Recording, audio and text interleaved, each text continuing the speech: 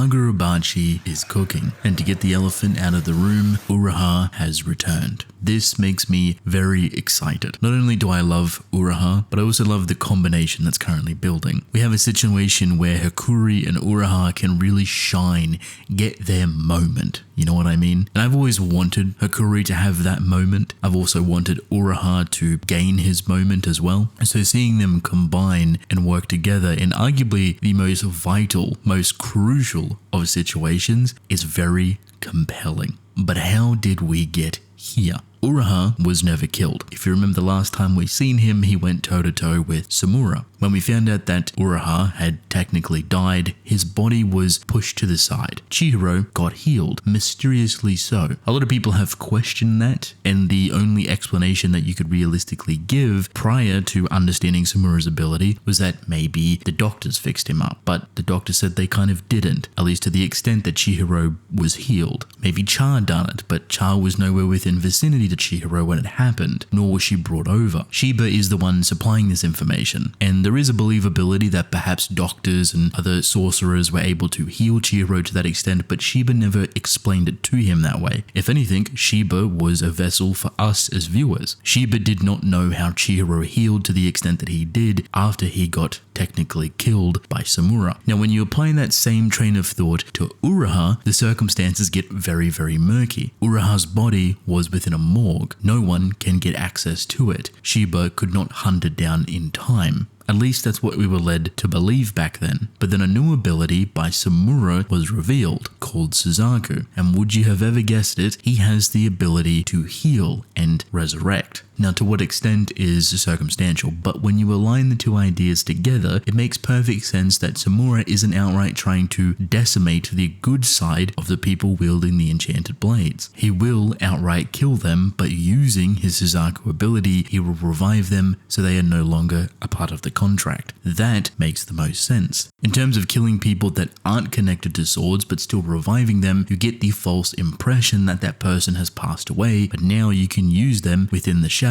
because no one would expect them, both as a literary tool, so us as readers don't know where they are or how they're moving, but also for everybody else. It might be vital and important to hide that character from public, or more importantly, the Kabanabi and the Hishaku. So perhaps this is how Uraha has returned. He was healed by Samura. But your biggest question might be, why? Why would Samura heal him in the first place? This is where I propose on how Uraha enters this chapter. He is coming from the location of, you guessed it, the Shinichi sword. Now, what way could you think of that Samura would be able to get very easy access to both the Shinichi sword and its wielder? Samura does not want to have this current conversation with the Kabanabi. He would have to brute force his way in or try to sly dog it, talk his way towards that sword. And while both are definitely possible, there is an easier outcome. If he has left remnants of his sorcery within Uraha, theoretically, he could just teleport in. Uraha has been planted very close to Shinichi's sword. When Samura comes back to go for it, he could just teleport in. Now, whether you think Uraha knows that or not is up for debate. Either Samura and Uraha have planned this situation beforehand, or perhaps Shiba is the one that put Uraha here for a self-defense situation like this. When you can't trust your own people within the Kabanabi, trust someone that technically isn't alive. Trust someone that people think is actually dead. Shiba would also know that there is traitors within the Kabanabi, so his trust level is at an all-time low. Stick to people you know best, stick to people that can be within the shadows. That is Uraha.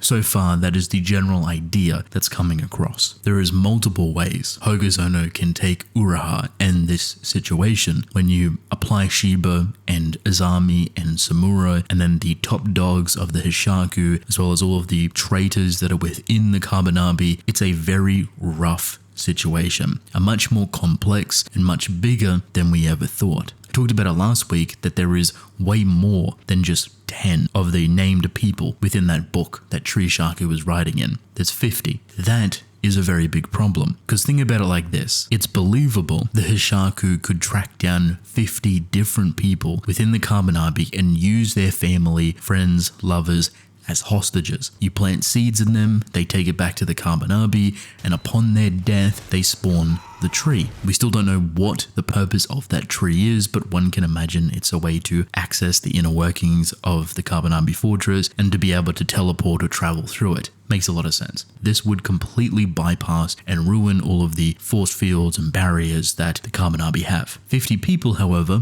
is a lot. You have to pick the right 50 people. However, how do you know what 50 people to pick? What happens if you pick the wrong people? 50 soldiers within general public that don't even go underground, that don't even touch the force field itself. This is where the other issue comes in, that there is more traitors other than the 50 soldiers that are supplying very personal and integral information to the location of both squadrons, captains, and the sword itself. Now passively, we have known this. The Hishaku have started drilling in from the top directly above the Shinuchi. There is no way without a traitor that Yura would know that. So you need someone or a group of people on the inside that can supply vital information, and those people are within positions to understand and see pretty much everything. Where the Shinuchi is, how the captains operate, how the squads operate, and where they would actually be posted. This is a person or people with a large amount of access to information. Now there has been a lot of guesses for that. Kudo, person that helped Hakuri recently, kind of true, but it wasn't actually him. It was someone wearing his skin.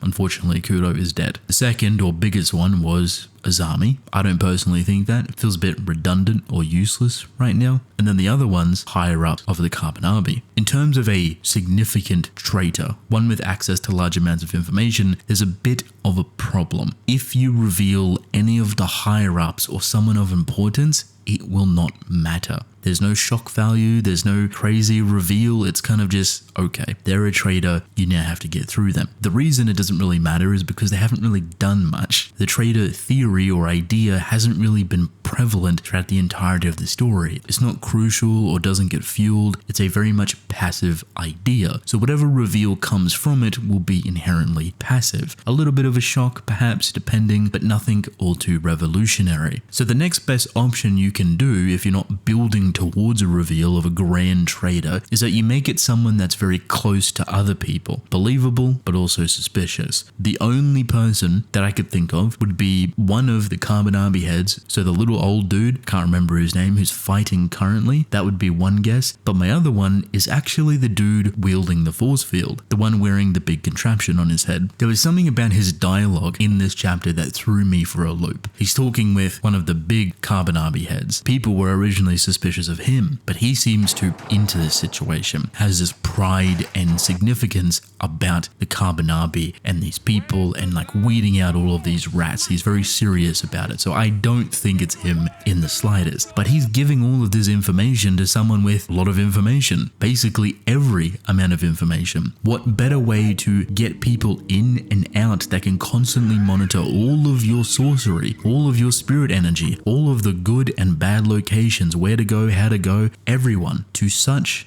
detail than that dude in the machine. If by whatever means the Hishaku have got to him, it's done. That is the only person that they would need. They have access and eyes to basically everything. So much so that I believe that the Hishaku would launch an attack without having the power to be able to do it because they're confident they have enough information. That would be the only reason that you would ever launch a counterattack to such a large extent without having the right amount of power to blast your way through. Yura and the Hishaku are not trying to annihilate the Carbonabi here. They're trying to buy time, spawning those trees, but also knowing where everyone and everything is. Funny enough, you know what works really well as a counter to this if it is the guy in the machine? Uraha. If the Carbonabi do not know that Uraha is actually down there, and perhaps similar to Samura's ninjas, the guy in the machine can't actually sense Uraha. Funny how that all meshes together kind of nicely. nicely, don't you think? Currently, this would be my go-to idea. It moves very nicely into one another. The arrival of Uraha, the importance of Hakuri, the establishment that there's a ton of people that you can't really trust, so trust the person, obviously, that doesn't technically exist. It is a much bigger situation than we thought, but people are catching on very quickly. Azami, for example, previously, he caught on very quickly that something else is going on. As much as I love this situation, and I want to see more of Hakuri and Uraha because I love their combination, for whatever reason, I think Hogazono is going to pull us back to Chihiro and Samura. This is like the perfect tease. Here's Uraha, here's a fight, here's a duo combination, never mind back to Chihiro and Samura, which I'm not mad about. I really want to see that fight, but I love the idea of giving different characters time to shine. Chihiro has a ton of potential, has so much time. He is the main character, but I think we all yearn for the same thing, where we want other characters to get their spotlight because you know the potential is there. Hakuri is getting more and more of it, and I hope we stay with him as long as possible. Getting fights that don't involve Chihiro is always a benefit. So hopefully, fingers crossed, Uraha and Hakuri are about to go crazy.